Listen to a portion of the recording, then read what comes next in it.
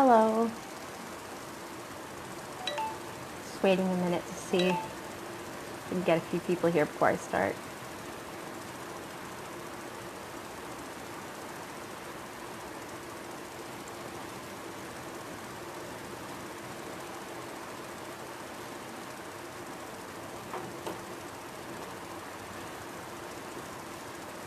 Hello.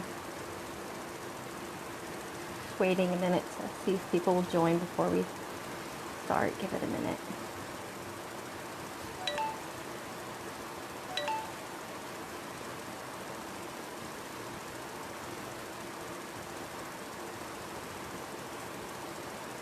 Hello.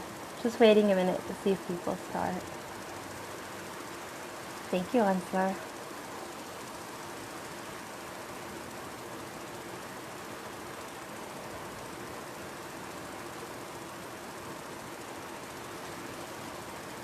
Everyone can hear me, right?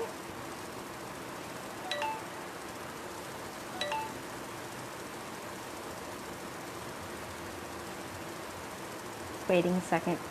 See if people join. Welcome.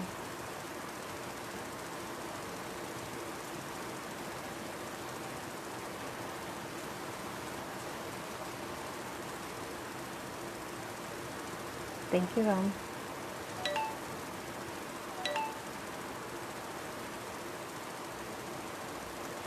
Okay, I guess I'll get started. So, I am Pamela. I live in Gurgaon, and I have been living here for 7 years. I'm married to an Indian, my husband. We've spent our whole marriage in India, so that may tell you why, a little bit why I'm here. But my story really starts when I was younger. I grew up in America, and I remember actually a high school teacher of mine had said what a shame formal education really was, because if you look at kindergartners, how full of life they are, how excited to learn, how eager to go to school, you know, all the energy they have, and then you come back 1 year later and you will look at the, you know, first graders, the ones who've been there a year, and you see that they are, you know, quiet and subdued and often don't really want to go to school, complain about their homework, you know. And it's just that the process of formally educating kids can really rob them of the love of learning. And so that's something that kind of stuck with me. And then when I went to college, I ended up having a lot of friends who were homeschooled when they were growing up. So it just started to be a pattern where, like, I noticed, like, oh, you know, this friend's homeschooled, this friend's homeschooled. And before long, I realized that 13 of my friends, I started asking them, like, so what was your education like? And 13 of my friends were homeschooled. And part of that probably is that my school must have preferred homeschooled students. But also, I think that the ones that I was attracted to as friends were kind of go-getters, self-motivated, really impressive young women for the most part. And I was like, okay, there's something to this. And so when I met my husband, I mentioned to him, I was like, someday when we have children, you know, if we have children or whatever, that I would like to homeschool. And he was like, you know, let's see, never really thought about it. And then when we had my daughter, I have 2 children. I have a daughter who's 6 and a son who's 3. And so when we had my daughter, I mentioned homeschooling again, and my husband's like, oh, you know, I don't know. So I was like, okay, you know, we got time. And we had already decided that we didn't want to put our children in school until they were at least 5, because both me and my husband had started school at 5. And so now in Gurgaon, people start their kids in school at 3, most commonly, sometimes even 2. And we were like, that's just really too young. So we figured we had time. But then when my daughter was 2, there was a school bus fire at a Gurgaon school. And I was reading the article about it, and I said, you know, and all the kids got out okay, but I said, this is crazy. You would never think, if you were trying to decide what school to send your children to ask about their school bus maintenance. And my husband looks at me and he goes, why are you thinking about what school to send our kids to? Aren't we homeschooling? So somewhere along the way, he had come around and just hadn't told me. But I was like, okay, yeah. And so then when my daughter was almost 3, I was I guess when she was like 2.5, I think that Ryan School incident happened, where one student murdered another. And there was a group formed on Facebook for Gurgaon parents who were considering homeschooling, and I joined, you know, having already decided. But and another mother came on and was like, "Do you want to meet? Anybody want to meet this week?" And I was like, "Sure." This was in January of, I don't know, 2017 maybe, probably, and maybe 18. I'm not sure. It was a January. I remember that because the weather was nice. And so we met at a park, and we started a group. After a while, we met with some, you know, we started meeting weekly, and that's how the homeschooling Gurgaon, or really Delhi NCR, got started. And during one of the meetings that we had in Delhi at Delhi Hut, I met with a mother who has since sent her son onto an alternative school, but she was looking through all the different philosophies of homeschooling. And she was hearing my ideas, because I was thinking I would take an eclectic approach. And, you know, a little bit of this and a little bit of that. And she heard my thoughts on it, and she goes, "Have you looked into Charlotte Mason?"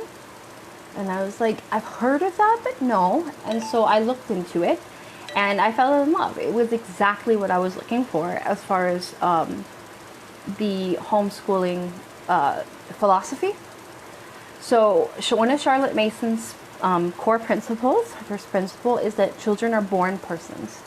You know, they're not blank slates to be wrote on. They have their own personality, and that they have a responsibility in their own education. So the title of this talk is Laying a Feast of Learning.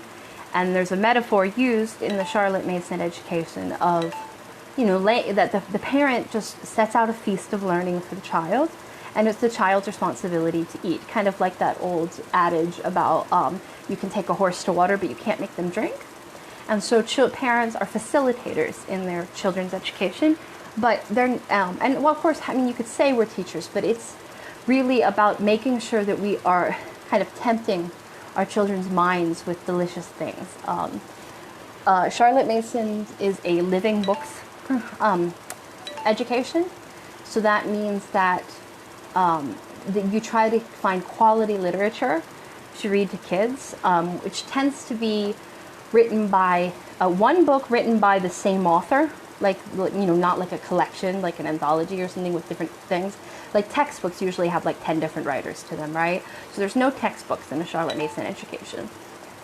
And and it should be written by somebody who's passionate about their subject matter. So even if it's like science or math, it should be written by someone who's really passionate about it.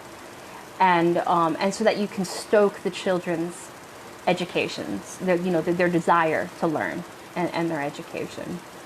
And there's a difference between what they call living books and twaddle. So twaddle would be things like for readers like See Jane Run or something. It should be like, it shouldn't be candy for the mind. It should be more food. That being said, you'll have in Charlotte Mason groups, you'll have a lot of moms discussing about the role of the educational candy in the not right now, honey.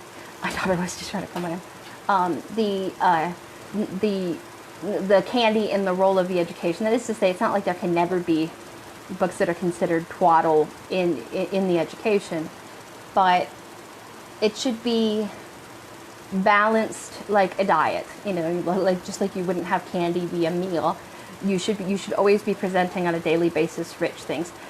In the younger years, so up to age 6, so 0 through 5, there should be a lot of time spent outdoors if possible. I admit that in Gurgaon, this is something that I've struggled with because the weather here is not the best. We have so many months of the year that is scorching hot, and then in the winter it's too cold for little children a lot of the times, and then you have dust and you have monsoon. But we had tried our best. Right now during the lockdown, we're all kind of trapped inside, so I'm still trying to make it work. But we have pets, so that's nature on a daily basis. We have some house plants. And the idea is that children, in a rich environment for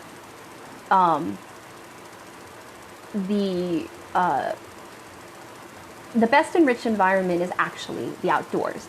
If you guys have heard of like Montessori, the Montessori education, Maria Montessori was a contemporary of Charlotte Mason, and she was aware of Montessori's work.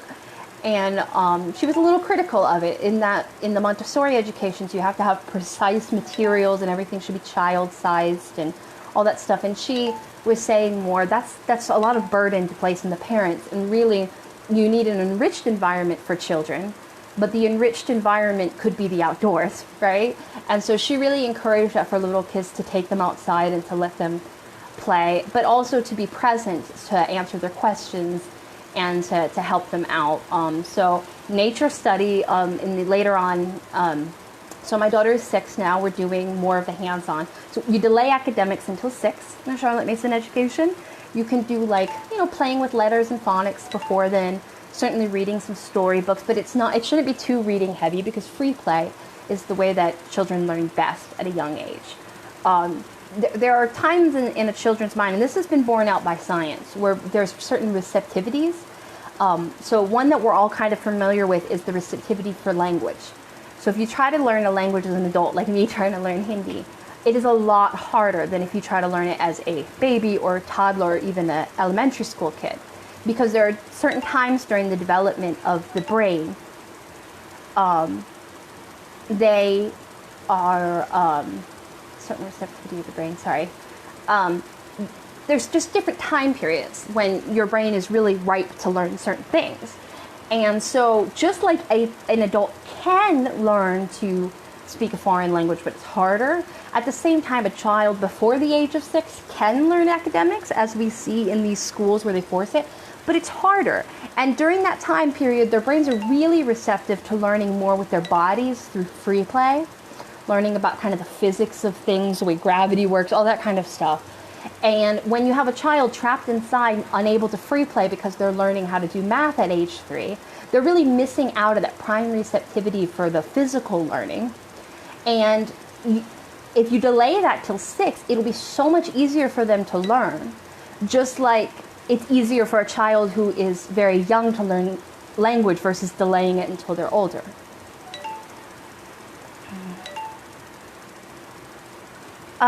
Okay, so let me see this. I'm getting questions now.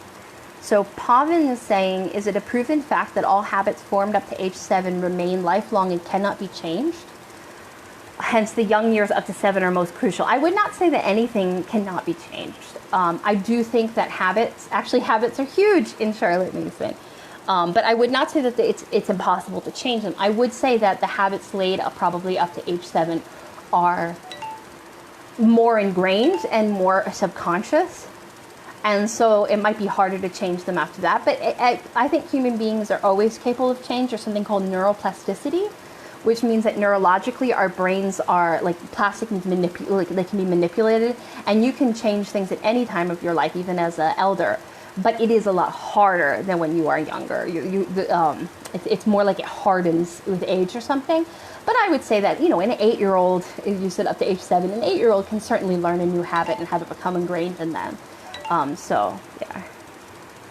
Story education is a better source to teach children 1 to 5 years at home. I do agree that stories are good, but I also think that free play, allowing children to choose their own thing. I think a lot of the problem with young children is the parents are choosing what to do for them. For example, if your child runs up to you and is like, I want you to tell me a story, that's a great opportunity for the story time. But if your child is really wanting to run around and play and you're like, no, you have to sit down and listen to the story, they're not going to get much out of it. I think in the older times in the younger ages, the child-led is more. I think as they get older, you do have to lay it down the line a little bit because they need to be able to listen to other human beings and do things that they don't want to, because that's part of maturing. But I think at a young age, if you're trying to get them to get the most out of it, you need to go along with what they want. And some kids might be content to sit around and listen to stories, and some parents might be like, oh, I want to do something else. But at the same time, other kids might almost never want to do it, which doesn't necessarily mean you shouldn't tell them stories. Maybe you could tell them a story while they run around. But I wouldn't say that story-based learning is the only way before when they're 1 through 5. If the parents have no literacy money, can they provide homeschooling? I would say that would be difficult, maybe in a community system, where if somebody in the community is educated enough to provide homeschooling and they leave their children with them, and it can kind of be like an informal alternative school situation, that might be able to happen. but I would think it would be difficult. I would think a parent probably needs to at least be, like, I'd say 2 steps more educated in their kids. So like if they're teaching elementary school kids, they should probably at least have completed their secondary, you know? Just because otherwise you could teach children wrong, and those children may benefit more from being in a formal school. I don't think it's ideal, but in the world isn't ideal. Okay. How can children know the world by homeschooling? Seymour doesn't have anything. Okay. Actually, to be honest, it really depends on the parents and what they do, but children can often know more of the world through homeschooling than through through the rigidity of formal schooling, because homeschooling allows more flexibility to get out into the world. Like if you are talking about, the days of the Mughals or whatever, and you take the kids to go see some of the historic sites we have in Delhi, that can make it come alive. Whereas even if they have a scheduled field trip at your kid's regular school, will it actually line up with learning about that time period and stuff? Probably not, because they probably scheduled that so far in advance. Like your ability to be flexible and kind of dive into things. If your kids, you are planning on teaching something else that day, and all of a sudden there's a swarm of bees that come, and everything can get dropped, and you guys can talk about the life cycle of bees and the queens and the drones and the worker bees, But you can't do that with a regular school. If there's a swarm of bees outside, the teacher's going to close the window, pull a curtain or something and be like, ignore that, we have to talk about this, Many schools that ask them, I had them ask toddler what to do. Oh, okay. Yeah, I mean, if in a school setting, it's hard because they've got so many kids to deal with. One of the advantages of homeschooling as well is we all know that, like, in the school, and I'm not against schools. I don't think everyone is meant to homeschool, but I also think that there should be probably reform. That is to say that I think some matters of schooling aren't as good as others, But I do think there's certainly a place for school. I know people who actually are highly educated and well off who just don't have the personality and patience to be with children all day, So the fact that they send their kids to school and the teachers help them, it's great. But I think that we have to be very forgiving towards teachers. They do a very hard job, and I have a lot of respect for them.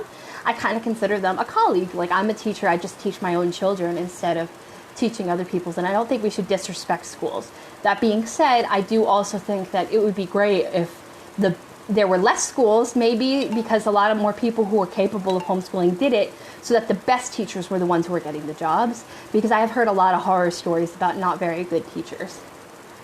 How lockdown time can be used to propel real education among kids, and how to be childlike. Is any regimen available? Okay, so the Charlotte Mason education that I'm talking about, there's a lot of resources I'll talk about at the end, where there are free curriculums online and things like that. That being said, I think that if your kids are out of school right now and you're not planning on when the schools open back up, which I hope won't be for a while for the safety of the children with this coronavirus.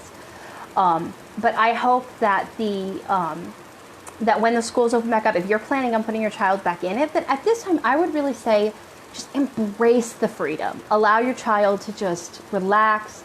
Maybe try to see if you can talk to your children about their interests, and if you want to encourage them to read, get them books on things that really excite them. Like if your child's really into rocket ships, get them books on rocket ships or whatever, and just embrace this free time. If this is just a break for you, I would try not to stress out about it, because I really, maybe you guys could watch educational films together and discuss them, like a nature documentary or something like that. But for the most part, I would just embrace the break, because the kids are so stressed out right now, and we're all so stressed out right now. Now, if you are working full time from home, you and all the adults, then I think that faces a much harder challenge. But if one parent's there to kind of help them out, then I would just let the kids have freedom. Education is drawing out the best in the child in every field of learning. Yeah, I think that's not a bad thing to say. I think that I believe in a broad education. So Charlotte Mason education has, you can use 15 different books at once, but you're only spending 5 to 10 minutes in each one each day. So so for the younger children, from the ages 6 through 9, you tend to spend 2.5 hours per day on academics, and that's pretty much it. That's not including the nature study and like maybe drawing or a few other things that may happen later on. But for the most part, at least most of the day is still free for free play for the younger children. But it's an intensive 2.5 hours because you're skipping from one subject to another subject to another subject. But it's meant to keep the children's attention, to have these short bursts, because children that age don't have a high attention span. And if you're spending 40 minutes to an hour and a half talking about one subject, you're going to lose them and they're not going to hear everything you say. Are grandparents the best teachers for their toddlers? I think that depends on the grandparent and the toddler. I certainly think grandparents are capable of being teachers to a toddler, but just like I said before, that I have friends who are educated, smart people, but who don't have the patience for kids. I think that that's sometimes true with grandparents as well.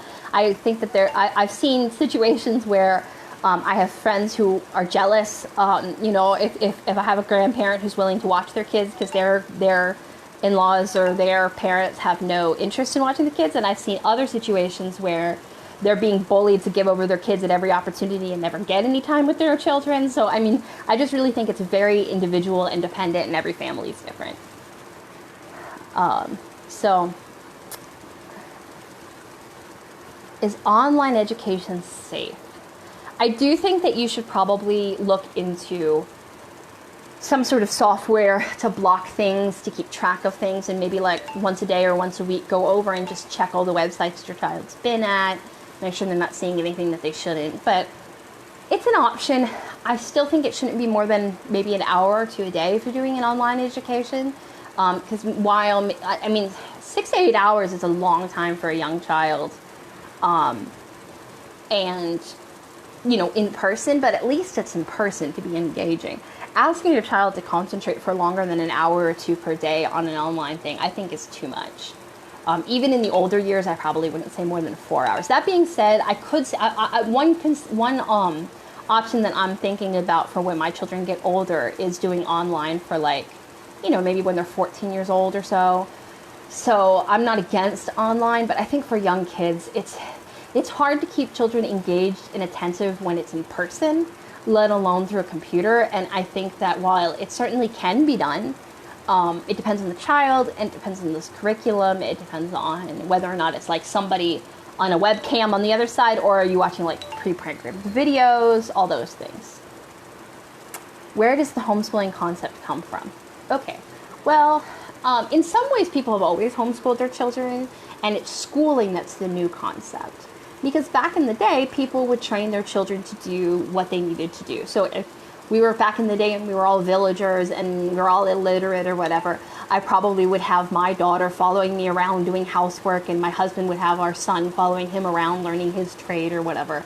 And, over time, they would just kind of be apprenticed. Or like if we had 5 sons and they didn't need 5 of whatever my husband's profession were, maybe we'd trade off with an apprenticeship with another family. And so homeschooling in a way is kind of the original model, but as things got more advanced, as literacy came in and some families were illiterate, they started inventing schools. So schools are the new thing. And I would say that the current modern movement of homeschooling, I think in some ways comes out of back in the olden days, like a lot of rich families in like the aristocrats or whatever would have tutors come to their house to educate their children at home. And then I think that was kind of mimicked by some of the poorer people who are literary. And they might not have tutors, but like if, you were educated enough to be illiterate, you might educate your children at home, kind of trying to mimic the older people. But then schools kind of consolidated things because the parents were freer to work during the day, and it helped economically. And I would say, that's why I said I think it's harder if both parents are struggling or both working or something. But I do think that if you have at least one parent or maybe a grandparent willing to watch the kids during the day and homeschool them, though, I would say in a curriculum with like Charlotte Mason's, it's 2.5 hours a day. It might be possible to have a part-time job and do that as well. But yeah, I think that's kind of where it comes from. In America, where I could think the movement really took off in the 70s. So I was born in the 80s, but it took off in the 70s, and a lot of my friends' parents, because I talked to a lot of my friends' parents who are homeschooled about their homeschooling experiences when I was looking into it as a young adult. And a lot of them were kind of pioneers in the homeschooling, and I heard about the struggles they had because especially the schools were very threatened by it, And And so then it was interesting moving here to India, where it's more in its infancy, especially in the Delhi area. In southern India, there's a lot of communities that have been around for a very long time, but the Delhi area one is pretty new. And though we're getting enthusiastic and we're growing, but we have virtual meets going on right now during this lockdown and stuff. So if you're in the Delhi area, you can check that out. It's our Facebook group is Homeschooling Gurgaon and in parentheses Delhi NCR. So, and we do meet in different parts of Delhi NCR, like Noida and Delhi and stuff, when we were meeting in person. Okay, would you please provide a working, proven, effective timetable to handle kids during these trying times? I guess that's supposed to be quality education, play, and nature watching. That's something. Okay, so the curriculum I'm using. So Charlotte Mason is the method. So Charlotte Mason herself, like I said, she was a contemporary of Maria Montessori and all that, and I like her methodology. She really studied children to see how do they learn naturally, and then tried to mimic a way that kind of embraces that, but challenges them, and really, and unlike unschooling or something where it's just child-led, you're really kind of making them take in different kinds of things that may not interest them, and some people might not be as into that, but I think that's good for them too, for kind of having like a more liberal arts approach to education, because I think if you specialize too early in life and then things change, then you might not be as well-rounded an individual. And so I think when you're young, being very broad in the way you take in information and stuff is a good thing.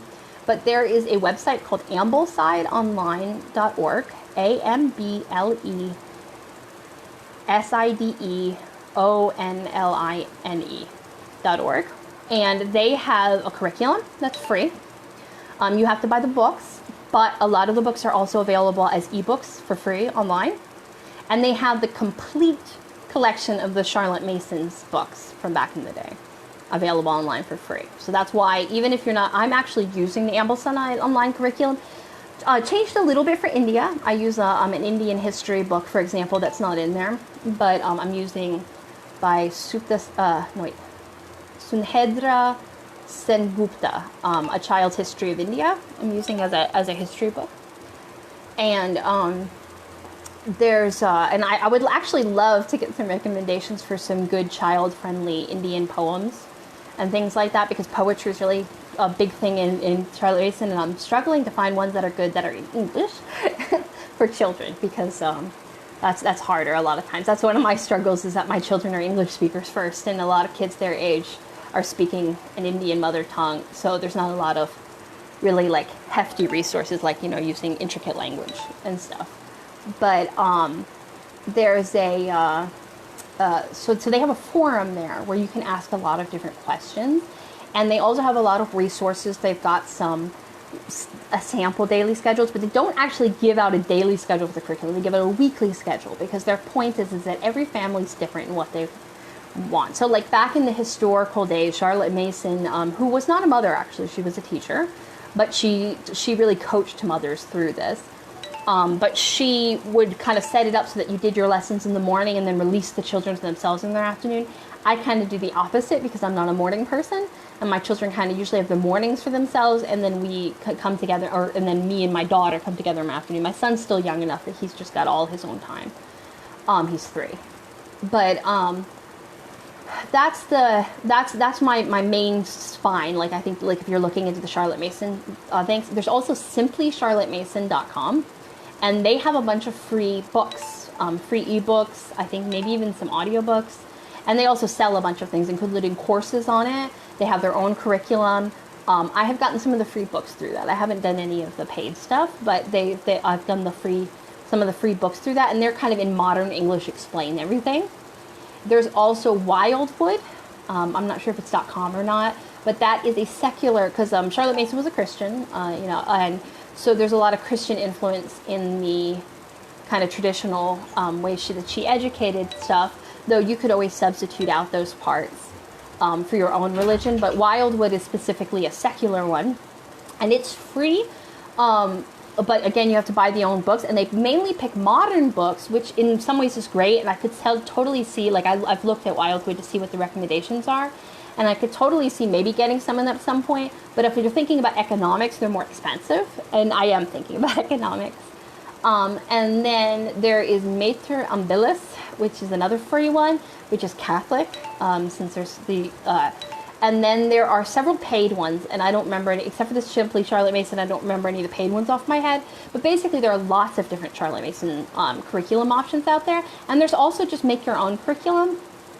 So if you learn the principles of a Charlotte Mason education so that you can identify what kind of books are like that rich, living books that inspires a love of learning in children, that is like a feast for their minds, then if you then you can look through your own bookshelves, or you can look through your own books and bring those books out. Remember books you remember from your childhood.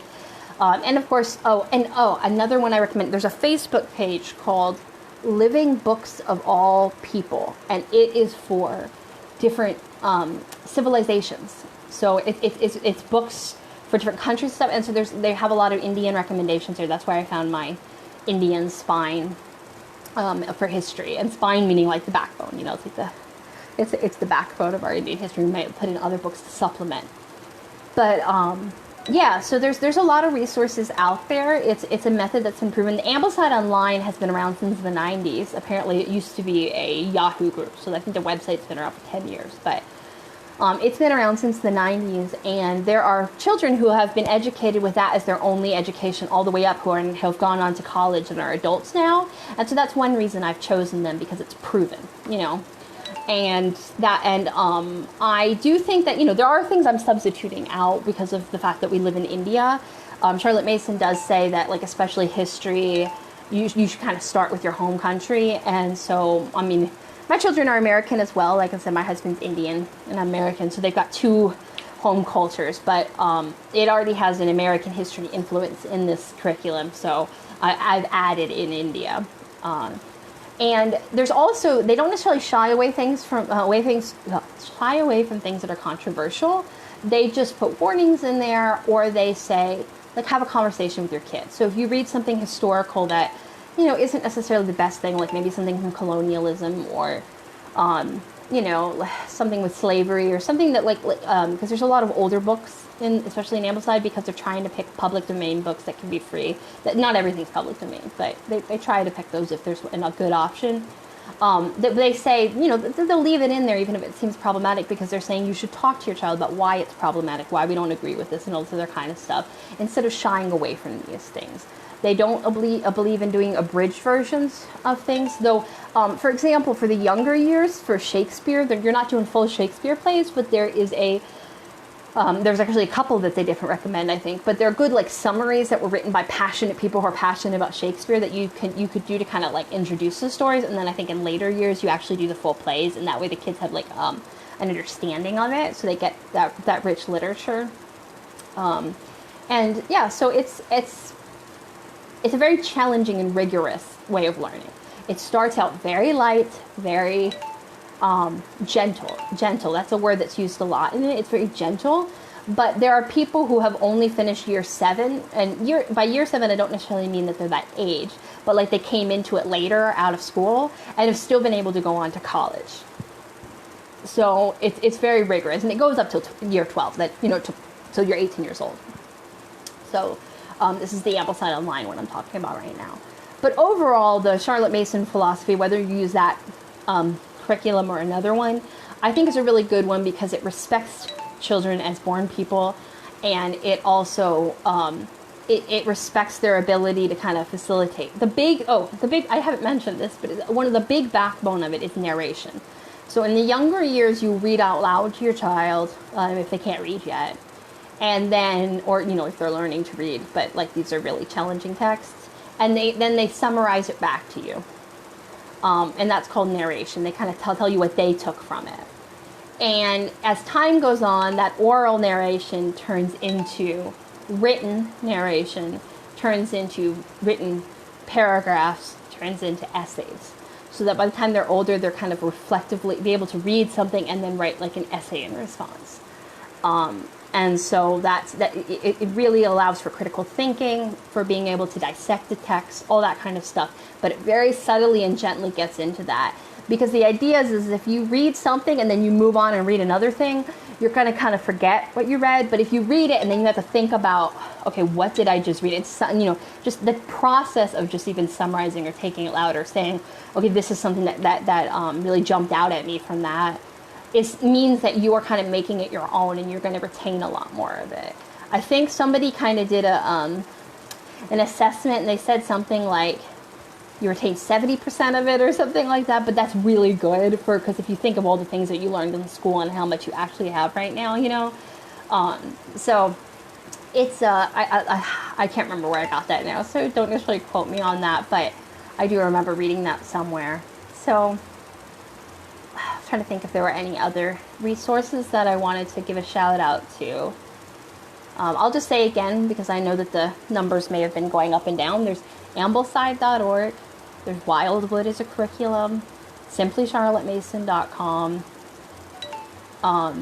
and Mater Ambilis, and the Facebook group Living Books for All People. I recommend those all as resources. If you are in the Delhi NCR area, please go to the homeschooling Gurgaon Delhi NCR thing, and if anybody has any questions, let me know.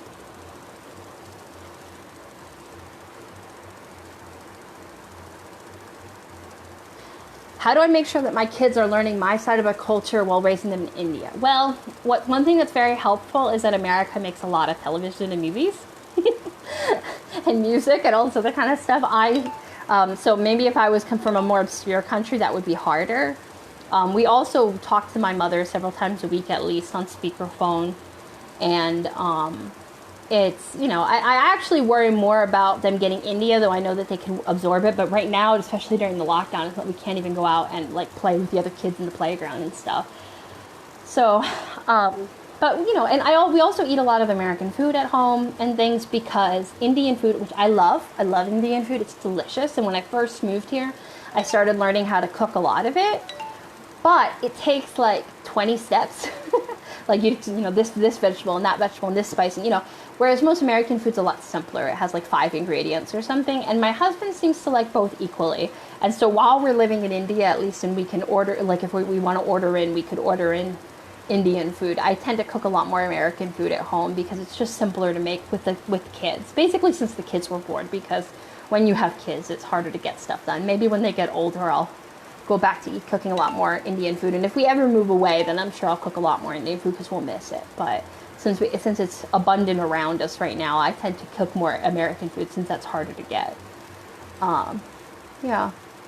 But I will say, one thing I would like to do is the mother tongue the best to teach children. Yeah, I think that's probably true. Our mother tongue is English, so and my husband's as well. So he's an Anglo-Indian, so his mother tongue is also English. He speaks Hindi, but he learned it as a 17-year-old. He had lived in Calcutta, and so he learned Bengali as a small child, but then he moved away from Calcutta for a while and forgot his Bengali. So, all his parents speak fluent Hindi, Bengali, and English, but he just speaks Hindi and English and can understand Bengali if it's spoken to him. But so my kids will learn Hindi, but they haven't really yet. I keep pushing my husband to do that. My Hindi is atrocious. I'm not going to really try it. And so one thing I was going to say is the lockdown has stopped it, because I was planning on this year, since we're starting the academics and kind of going in earnest with my daughter since she's 6. I was like, okay, we need to just hire somebody to come in and help us whose mother tongue is Hindi, learn Hindi, because I do think that it's easier to learn a language from somebody who has it as their mother tongue. And I've been stopped from being able to do that this year because of the lockdown, so probably next year we'll do that. And I feel like I've seen some stuff for online learning, but I feel like that the in-person learning would be better for the basics. And maybe once they have a grasp of it, online learning would help. But my children don't, but aside from namaste, and my daughter knows how to say our tower and our flat number in Hindi numbers and things like that, her address. But aside from that, she doesn't know much. So, but like I said, my mother tongue is English, so I'm teaching in my mother tongue. And I don't think there's anything wrong with teaching your children in your mother tongue either. I do think foreign language learning is very important, and the younger the better. And when I say foreign language, it doesn't have to actually be foreign. I mean, if you have a tribal as your mother tongue and you're teaching them Hindi, then that's still a foreign language. I just mean one that's not your mother tongue. But I wish that the kids had learned it younger. But my husband was like, I want to speak to the kids in my own language, which is English. And so he refused to speak to them in Hindi when they were younger, and I have to respect that. But I don't have the ability to teach them like that. So, yeah. Any other questions?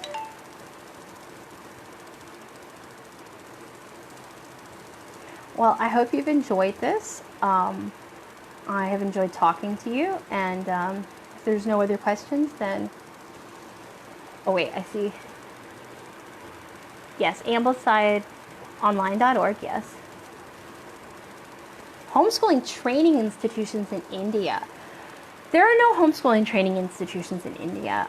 You don't necessarily train for homeschooling. I'm sure that there are people out there who are selling such things, but there is no formal things.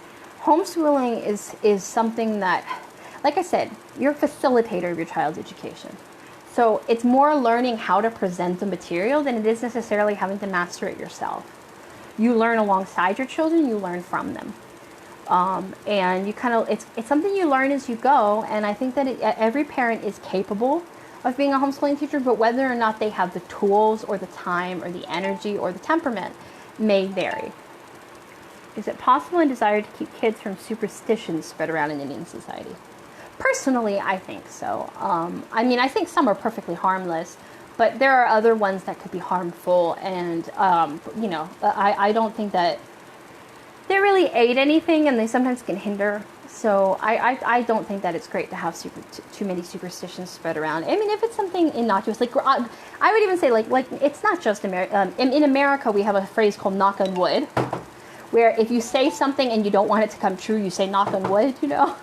So I mean, these things exist everywhere, but that's not something that's going to harm anyone. Whereas there are other superstitions that might, affect someone's future or create biases and prejudices, and those things are not good. I don't know anything about Ruskin Bond. I'm sorry. My kids get bored very easily going through any curriculum doing the same. One likes one subject and not the other. Thoughts on how to ignite love for reading? I think part of it is modeling. If you love reading, your kids are more likely to. When I was a kid, my parents both adored reading. My older sister loved reading, and so I wanted to read. They were reading books all the time. So now I feel guilty, though, because if I do read a book these days, I tend to read it on Kindle, which has a lot to do with the fact that I just don't buy a lot of imprint books anymore because of clutter, unless it's for the kids. But I do think to myself, well, my kids don't know if I'm reading it like on a Kindle app, if I'm reading a book, or if I'm just browsing in an app. And so I do wonder sometimes if I should buy more imprint books to read them.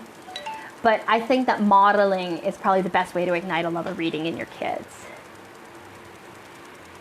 It is amazing to know that kids need to be motivated for critical thinking and self-groomed analysis during younger days. I'm not sure what you mean, self-groomed analysis. But I do think that critical thinking is taught.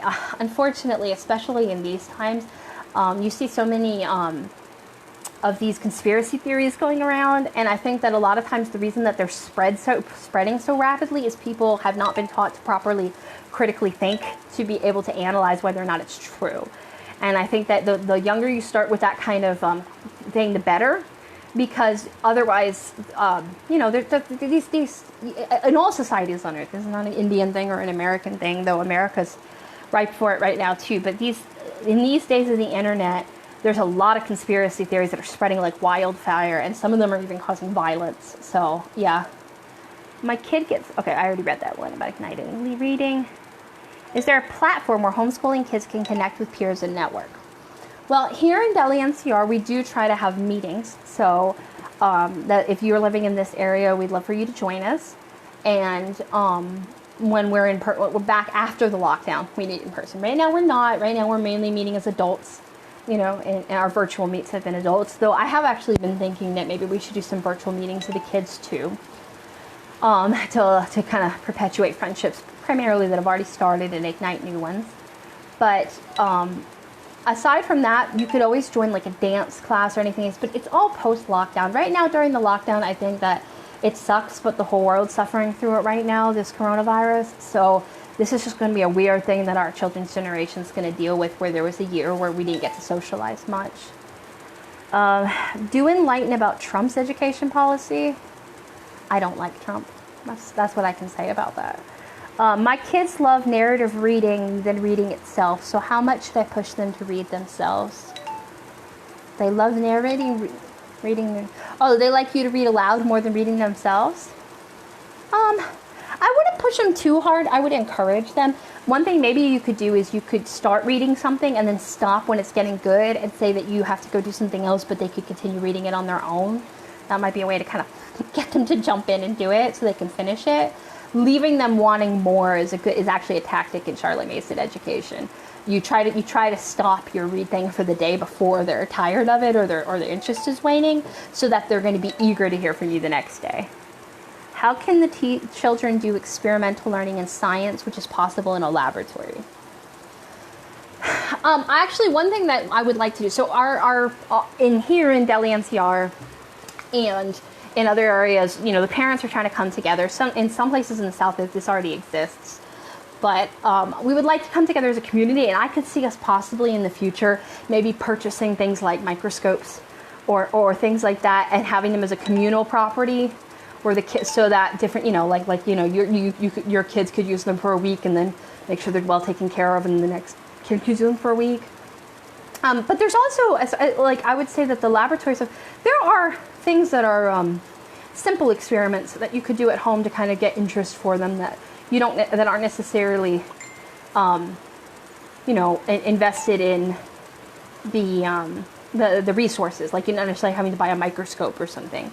Like maybe doing chemical, getting, or even just buying a cheap chemistry set or something, which is still expensive, but maybe especially if you got together with another family or something along those lines. It's not impossible. I do agree that it's something people need to strive through. I've seen in America a lot of kids who have a less than stellar science education, and that's something that I don't want for my kids. So I agree with you that that's something that we need to strive towards. Okay, I think I've reached the end of the questions. I'll give 1 second if anybody else wants to. You're welcome. And I hope that this has helped some people think. And I hope that if you guys are making this journey, great. And if you're just on the break and you just want to, I would just enjoy your children. I think it's a good idea to just enjoy your children. If you're not sure if you're planning on putting them back in school. All right, thank you all. Thank you for listening. I hope I've been helpful. Bye.